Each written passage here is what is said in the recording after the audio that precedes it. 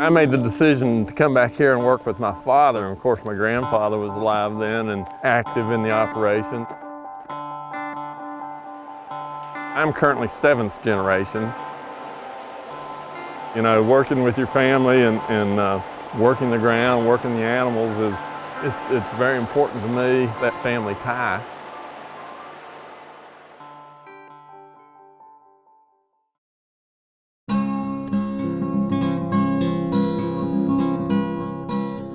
My name is Danny Slimp. I run a dairy farm in Sugar Grove, Virginia. I have found myself being envious at times of the flatlands out in the Midwest, but at the same time, I love it here in the mountains too. I like being outside. I like working with animals. I love growing crops. Being your own boss, you know, you can look in the mirror in the evenings and either be happy with yourself or unhappy with the day's accomplishments, and I like that challenge.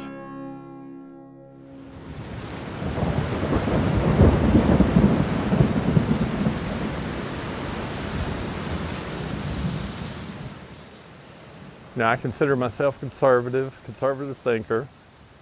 There has been certainly times that I think that if the government were totally out of the milk business, rather than trying to tamper with it, maybe we'd be better off. There's very few products today that say that our price is what it was 15 years ago. Our expenses certainly aren't what they were 15 years ago. So, you know, it's increasingly hard to make a living on the farm.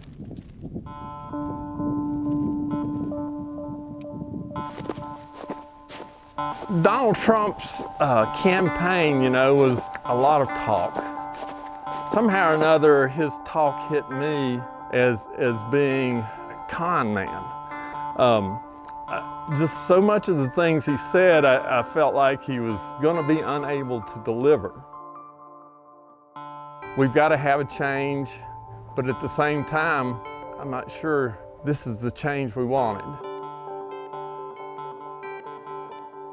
Sugar Grove is a pretty rural community. We usually have somewhere between 600 and 1,000 people vote on election day. This year probably generated more discussion than ever before. My conservative nature, I guess, makes me lean Republican very much. But at the same time, I felt like our candidate, just his personal values were against things that I believe in. So I struggled a lot with what do I do here?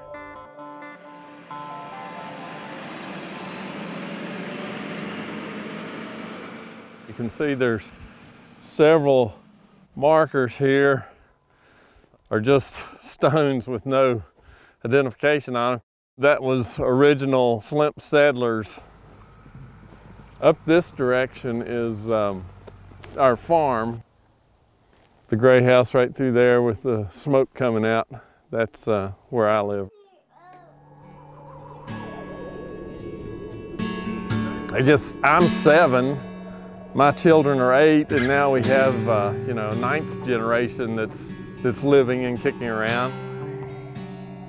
Shelly, my oldest daughter, is currently in South Sudan. She felt called to go back and help out in the tough part of the world. That's the kind of morality I admire.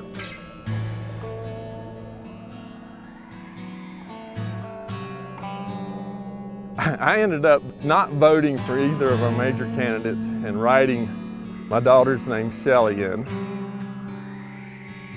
I want to lay down at night, head on the pillow, going to sleep, feeling good about myself.